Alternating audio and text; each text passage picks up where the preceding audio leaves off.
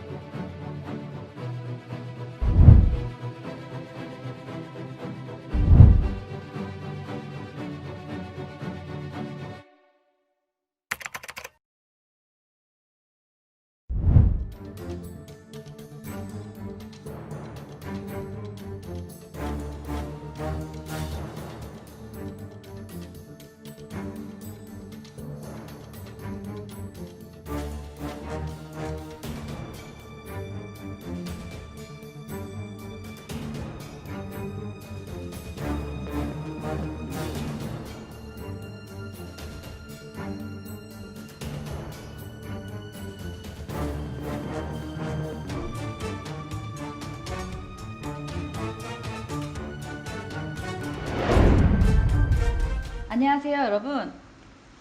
서울지방경찰청 외사과에서 근무하는 이미경입니다.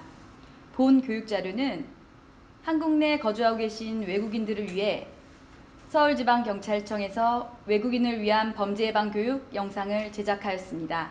총 6개의 언어, 영어, 중국어, 일본어, 러시아어, 베트남어, 몽골어로 제작하였으며 총 10개의 카테고리, 사기, 성범죄, 가정폭력, 아동학대, 도박, 교통범죄, 마약범죄, 유학생 아르바이트, 불법 체류자 통보 의무 면제제도, 불법 택시 영업 등으로 구성되어 있습니다.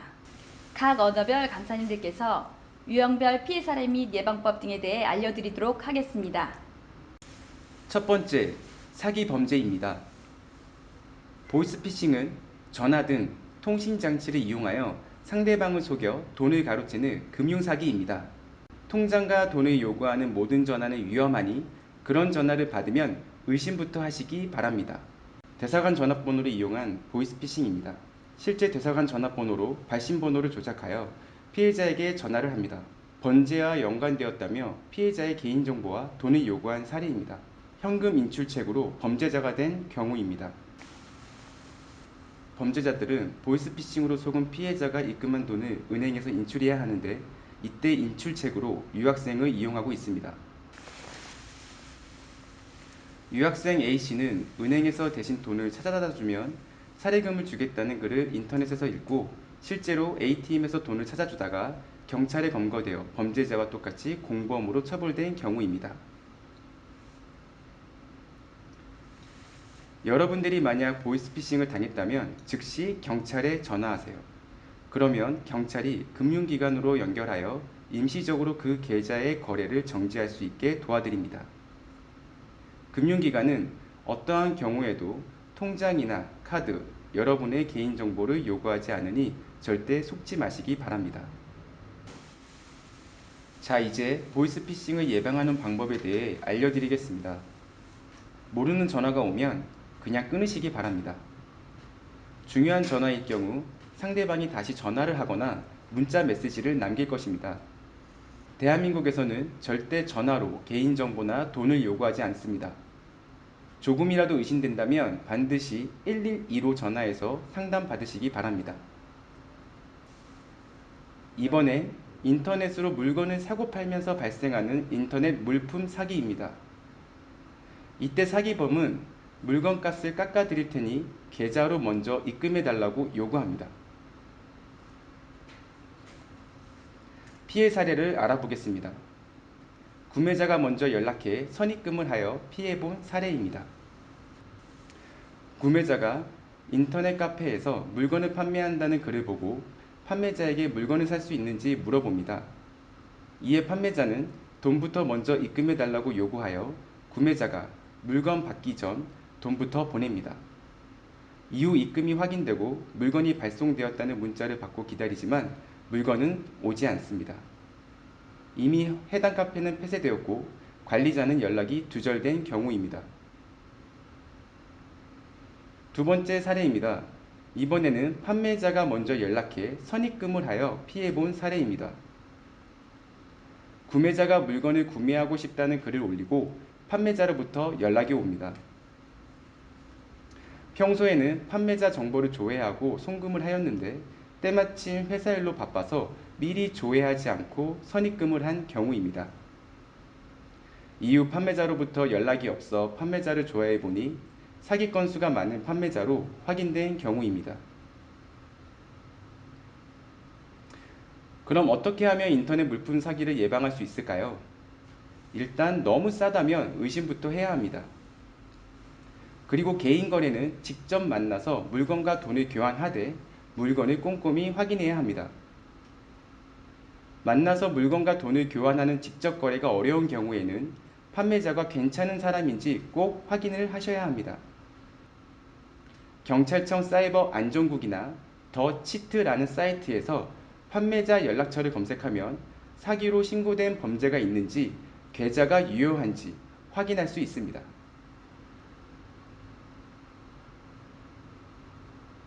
대포 통장에 대해 알아보겠습니다. 대포 통장이란 통장을 개설한 사람과 실제 사용하는 사람이 다른 비정상적인 통장을 말합니다. 범죄자들은 자기 명의의 통장을 사용하면 경찰이 쉽게 찾아낼 수 있으니 다른 사람의 명의를 빌려 통장을 사용합니다. 보통 통장을 사겠다, 회사를 만들었는데 통장이 필요하다, 통장을 가져오면 취직을 시켜주겠다 라고 다양한 방법으로 통장을 요구하는데 대한민국에서는 모두 불법입니다. 대포 통장의 피해 사례를 알아보겠습니다. 입국한 지 한 달 된 유학생이 인터넷에서 통장을 빌려주면 20만원을 준다는 글을 읽고 범죄자에게 연락해 자기 명의의 통장을 보냅니다. 20만원이 생겨 기분이 좋았던 것도 잠시 경찰로부터 연락이 옵니다. 경찰은 통장이 보이스피싱에 사용되었으니 경찰서로 나와 조사를 받으라고 합니다. 경찰서에 가서 한국법을 잘 몰라서 그랬다고 진술했지만 결국 범죄자와 공범으로 처벌받은 경우입니다. 어떻게 하면 대포 통장으로 인해 범죄가 되는 것을 예방할 수 있을까요? 누구에게도 통장, 체크카드, 계좌 비밀번호를 알려줘서는 안 됩니다. 통장 복사본을 주는 것도 안 됩니다. 그리고 통장을 빌려주면 돈을 주겠다, 대출 한도를 늘려주겠다, 이런 잘못된 유혹에 절대 흔들려서 안 됩니다. 세상에는 공짜가 없는 법입니다. 두 번째로 성범죄입니다. 무엇이 성범죄일까요? 사전적으로는 상대방의 의사에 반해 상대의 성적 자기결정권을 침해하는 모든 행위를 말합니다.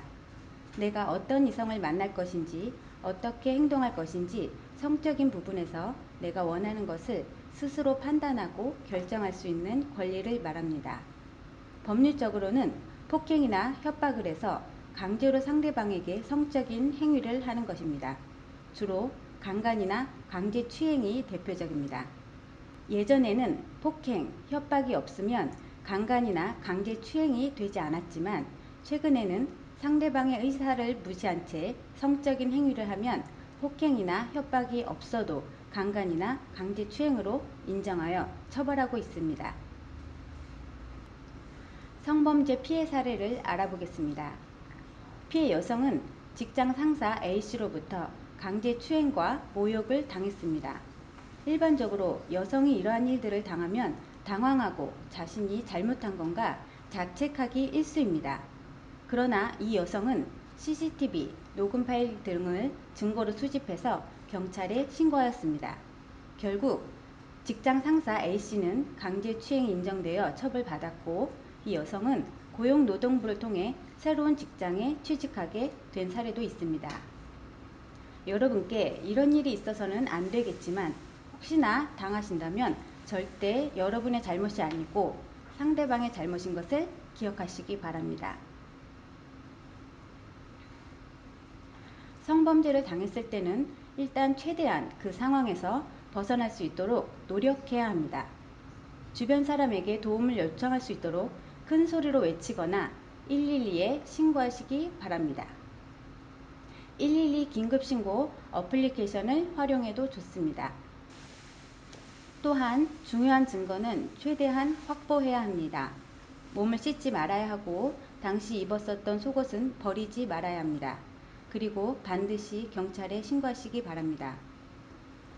대한민국에서는 성범죄를 당한 경우에 피해자에게 임시로 숙소를 지원하고 전문 상담가의 심리 상담, 국선 변호사의 법률 지원을 해드리고 있습니다. 또한 의료비 등 경제적 지원 제도도 있으니 경찰에게 도움을 요청하시기 바랍니다. 이번에는 데이트 폭력과 스토킹에 대해 알아보겠습니다. 데이트 폭력이란 교제 중인 상대방에게 폭력이나 협박 등 위험을 가하는 행위입니다. 스토킹은 상대방 의사와 상관없이 직접 만나러 온다거나 전화를 한다거나 여러 방법으로 공포나 불안감을 주는 행위입니다. 예전에는 데이트 폭력을 단순 연인 사이의 다툼 정도로 생각했으나 지금은 엄연한 범죄 행위입니다. 그렇다면 데이트 폭력, 스토킹에 어떻게 대처할 수 있는지 알아보겠습니다. 여러분, 폭력은 사랑이 아니라 범죄라는 것을 꼭 기억하셔야 합니다. 협박한 메시지를 캡처하거나 대화 내용을 녹음하고 목격자가 있다면 목격자의 연락처 등을 기록해 두셔야 합니다. 폭행을 당했다면 맞은 부위를 촬영하고 병원에서 진단서를 받아 증거를 확보해야 합니다. 그리고 경찰 및 1366 여성 긴급 전화를 이용해 상담을 요청하시기 바랍니다. 세 번째로 가정폭력입니다. 무엇이 가정폭력이겠습니까? 신체적 폭력은 물론이고 경제적, 정서적 폭력도 가정폭력입니다. 또한 방임과 성학대도 분명 가정폭력입니다. 가정폭력은 예전부터 각 가정의 문제로 여겼지만 최근에는 사회적 문제가 되고 있어 국가가 적극적으로 개입하고 있습니다. 가정폭력의 대처 요령입니다. 먼저 경찰에 도움을 요청해야 하며 폭력 현장에서 바로 벗어나야 합니다. 폭행을 당했을 때는 폭행 부위를 촬영하거나 병원에서 진단서를 받는 등 증거를 확보해야 합니다. 가정폭력은 대부분 한 번에 그치지 않고 지속적으로 반복되는 경우가 많습니다.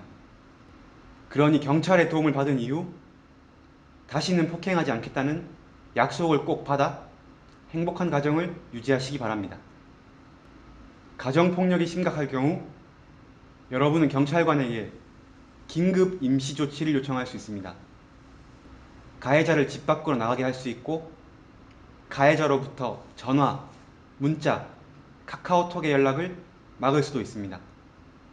또한 집과 직장 근처에 오지 못하게 할 수도 있습니다. 긴급 임시조치 상황보다 더 심각할 경우가 있습니다. 이런 경우 판사가 피해자 보호 처분이 필요하다고 인정하는 경우 접근 금지 처분이 가능합니다. 가해자가 전혀 위치를 알 수 없는 보호시설에 입소하는 등 가해자의 접근을 금지하는 처분이 가능합니다. 네 번째로 아동학대입니다. 아동학대란 아동을 신체적으로 학대하는 것은 물론 심리적, 성적으로 학대하거나 돌보지 않고 방치하는 것을 말합니다. 혹시 아이를 방에 가두거나 방치하거나 때린 적이 있습니까? 이 모두가 아동학대가 될 수 있습니다. 또한 상습적으로 학대할 경우 가중처벌을 받게 됩니다. 아이들은 우리의 미래입니다. 내 아이라고 해서 내 마음대로 하는 것은 아동학대가 될 수 있습니다. 다섯 번째로 도박입니다. 도박이란 금품을 걸고 승부를 겨루는 것을 말합니다. 잠깐 즐기는 게 아니라면 범죄가 될 수 있으니 유의하시기 바랍니다.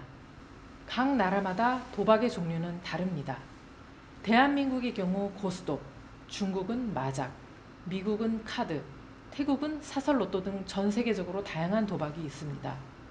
도박할 장소를 제공하는 것을 도박개장죄라 하며 도박죄보다 도박개장죄가 더 나쁜 범죄로 도박하지 않고 단순히 장소만 제공해도 처벌받을 수 있습니다. 여섯 번째로 교통범죄입니다. 여러분, 교통사고는 누구에게나 일어날 수 있습니다. 대부분의 사람들이 사고가 났을 때는 당황하기 마련이나 절대 당황하지 마세요. 침착한 마음으로 우선 차에서 내려 다친 사람이 있는지 확인하셔야 합니다. 다행히 다친 사람이 없다면 보험회사에 전화하세요. 렌트카라면 렌트카 회사에 전화하시면 됩니다. 안타깝게도 다친 사람이 있다면 112에 전화하셔서 경찰이 하라는 대로 하시면 됩니다. 다친 사람이 있다고 말하면 경찰이 출동할 때 구급차가 함께 출동하게 됩니다. 교통사고가 났을 때 가장 중요한 건 다친 사람의 치료입니다. 대한민국에서 운전을 할 때 하면 안 되는 행동이 있습니다. 본국에서는 운전할 수 있더라도 운전면허 없이 운전할 수 없습니다. 술을 마시고 자동차 오토바이를 운전하거나 자전거를 타는 것은 절대 해서는 안 됩니다. 음주운전은 직접 하지 않더라도 범죄가 될 수 있는데 바로 음주운전 방조죄입니다. 술 마신 사람에게 자동차 열쇠를 주거나 음주운전할 것을 알면서 술을 마시게 하거나 음주운전을 권하고 함께 차에 타거나 음주운전하려는 사람을 말리지 않는 경우도 모두 음주운전 방조죄입니다. 자전거 안전규제에 대해 알아보겠습니다. 자전거를 타고 음주 주행하는 것은 안 됩니다. 안전모는 꼭 착용해야 합니다. 보도 통행 시에는 보행자에 유의하며 횡단보도에서는 자전거에서 내려서 끌고 가셔야 합니다. 원동기가 켜진 전기자전거는 보도 통행을 금지합니다. 대포 차량에 대해 알아보겠습니다. 서류상 주인과 실제 운행하는 사람이 다른 차량 또는 주인이 누구인지 모르는 차량을 대포 차량이라고 합니다. 차량 주인이 누구인지 확인하기 어려우니 범죄에 이용되거나 교통사고가 났을 때 다친 사람의 피해 회복이 쉽지 않습니다. 그래서 대포 차량의 운행을 금지하고 있습니다. 대포 차량은 어떻게 발생할까요? 채무관계에 얽혀있거나 차를 사고 명의 이전을 하지 않거나 차를 도둑 맞은 경우에 대포 차량이 될 수 있습니다. 대포 차량은 단순히 운행하는 것만으로도 처벌받을 수 있습니다. 혹시 이런 행동을 하신 적 있거나 보신 적이 있나요? 신호위반, 중앙선 침범, 과속 진로 변경, 금지 위반, 급제동, 이유 없는 소음 발생, 안전거리 미확보, 앞지르기 위반, 횡단 유턴 후진 금지 위반, 모두 난폭운전입니다. 보복운전 절대 안 됩니다. 일부러 급하게 정지하기, 가다서다 운전하며 위협하기, 진로 방해하기, 차선 밖으로 밀어붙이기 절대 하시면 안 됩니다. 일곱 번째, 마약 범죄입니다. 마약을 범죄로 처벌하지 않는 나라들도 있습니다. 그러나 대한민국에서는 마약, 향정신성 의약품을 단순히 소지하거나 사용하는 것을 범죄로 처벌하고 있습니다. 금지되는 마약으로는 아편, 몰핀, 물뽕, 헤로인, 코카인, 대마, 메사돈, 야바, 히로뽕, LSD, 해피벌룬 등이 있습니다. 마약류 등 수출입 판매나 구입, 집에서 재배하거나 종자 소지, 마약을 투여하는 장소를 제공하는 것은 엄연히 범죄입니다. 마약 투약은 물론 단순히 소지하기만 해도 처벌받을 수 있으니 유의하시기 바랍니다. 8번째, 유학생 아르바이트입니다. 유학생도 아르바이트를 할 수 있을까요? 네, 출입국 간사의 허가를 받으면 가능합니다. 원칙적으로 영리, 취업활동은 금지되어 있으나 시간제 취업, 즉 아르바이트는 사전 허가를 받으면 가능합니다. 그럼 어떤 아르바이트를 해야 할까요? 편의점 등 사회통념상 학생이 할 수 있는 업종, 단순 노무직이나 일회성 활동은 가능합니다. 그러나 많은 돈을 준다고 하여 유흥주점에서 도움 일을 하거나 풍속에 어긋난 장소에서 일을 하거나 공장이나 첨단산업연구소에 취직하거나 개인 과외, 불법 추심 행위는 금지하고 있습니다. 출입국 간서의 사전 허가를 받더라도 시간 제한은 꼭 지키셔야 합니다. 학부, 어학연수 과정은 일주일에 20시간 이내, 석사, 박사 과정은 일주일에 30시간 이내입니다. 아르바이트 기간은 1년이지만 제약 기간 내에는 연장이 가능합니다. 단 학기의 70% 이상을 이수해야 하고 평균 B학점 이상을 획득해야 합니다. 외국인은 비자 종류에 따라 체류 자격 범위 내에서 활동할 수 있습니다. 외국인의 경우 누구나 취업할 수 있는 것이 아니라 취업할 수 있는 자격과 할 수 없는 자격으로 나뉘게 됩니다. 관광 취업 비자의 경우 체류 자격 범위 내에서 취업 활동이 가능하고 유학생은 물론 어학연수, 방문 동거, 동반 비자의 경우 출입국 간사의 허가를 받으면 취업 활동이 가능합니다. 특히 이번은 결혼 이주 여성분들이 취업 활동 관련하여 주의하셔야 할 부분입니다. 한국인과 결혼한 딸의 출산을 돕기 위해 본국에서 초청받아 가족 초청 비자로 한국에 온 가족분들이 취업 활동을 하게 되었는데 출입국 관리사무소에서 이들을 불법 취업으로 단속하여 강제 퇴거된 사례가 있습니다. 가족 초청 비자의 경우 취업이 불가합니다. 방문 동거 비자로 체류를 연장하는 경우에도 원칙적으로는 취업이 불가하니 자세한 내용은 출입국 관리사무소로 문의하시기 바랍니다. 9번째, 불법 체류자 통보 의무 면제 제도입니다. 불법 체류자 통보 의무 면제 용어가 굉장히 어렵습니다. 쉽게 말씀드리자면 대한민국 경찰은 외국인의 불법 체류 사실을 발견하면 출입국 관서에 불법 체류 사실을 통보할 의무가 있습니다. 그러나 불법 체류자라 할지라도 범죄 피해를 당해 경찰에 신고하신 경우 경찰의 통보 의무가 면제되는 제도라고 할 수 있습니다. 경찰에서는 불법 체류라는 신분으로 범죄 피해를 구제받지 못하는 사각지대를 해소하기 위해 이 제도를 운영하고 있습니다. 그러나 모든 범죄에 적용되는 것은 아닙니다. 형법과 특별법의 일부 범죄에 적용되는데 형법에서는 살인, 상해, 폭행, 과실치사상, 협박, 유기학대, 체포감금, 약취유인, 강도, 절도, 강간, 강제추행, 권리행사 방해, 공갈, 사기 등 중요 범죄가 해당되며 특별법으로는 직업안정법, 성매매, 성폭력, 교통사고처리 특례법, 폭력행위 등 처벌에 관한 법률이 해당됩니다. 다만 앞에서 본 사건의 모든 피해자에 대해 통보 의무가 면제되는 것은 아닙니다. 불신 검문이나 다른 범죄로 단속된 경우, 쌍방 폭행의 경우, 피해자가 아닌 참고인으로 조사받는 경우, 범죄 피해자인지 불분명한 경우, 이미 불법 체류자로 단속된 경우, 이러한 경우에는 불법 체류 사실이 출입국 관리소에 통보된다는 사실을 꼭 숙지하시기 바랍니다. 또한 불법 체류자 통보 의무 면제 제도의 도움을 받아 범죄 피해를 회복하게 되더라도 체류 자격이 합법으로 변하는 것은 절대 아닙니다. 경찰이 출입국 관서에 통보하지 않을 뿐 불법이라는 신분은 그대로 유지되므로 언제든 단속되어 강제 추방될 수 있습니다. 범죄 피해 구제를 받으셨다면 자진 출국하셔 합법적 신분으로 재입국하시기 바랍니다. 10번째, 불법 택시 영업입니다.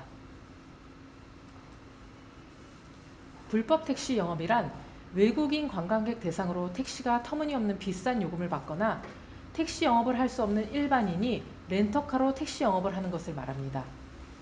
외국인 관광객들의 피해 예방을 위해 저희 서울지방경찰청 관광경찰대가 집중적으로 단속하고 있는데요. 우선 사례를 알아보겠습니다. 택시가 바가지 요금을 받는 사례입니다. 외국인 관광객이 택시를 타고 인천공항에서 마포구까지 오는데 실제 택시 요금은 65,000원이었는데 외국인 관광객이 5만원권 지폐 8장을 주었고 택시기사가 거스름돈을 주지 않았습니다. 일반인이 렌터카로 택시 영업을 하는 사례입니다. 렌터카를 이용해 남산에서 명동까지 2만원, 강남까지 4만원 등 정상 요금보다 많은 요금을 받고 불법으로 택시 영업을 한 사례가 있습니다. 불법 택시 영업, 이렇게 예방하고 대처할 수 있습니다. 택시가 아니면 타지 않기, 택시를 타기 전 노란색 번호판을 확인하기, 요금이 많이 나왔다고 생각되면 즉시 112로 신고하시기 바랍니다. 마지막으로 외국인 등록증이나 여권과 같이 본인의 신분을 확인할 수 있는 신분증을 소지하지 않았을 경우 벌금이 부과될 수 있으니 항상 소지하시기 바랍니다.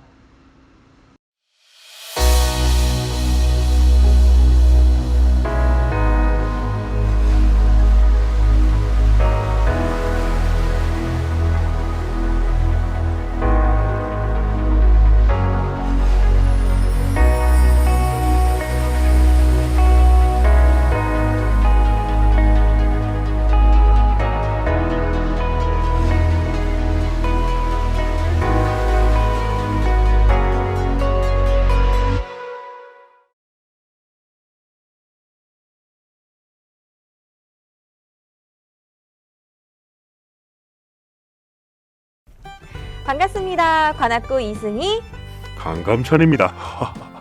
오늘 매우 시끌시끌하구만. 장군님, 매년 구청 광장에서 다문화 가족 박람회가 열렸던 거 아시죠?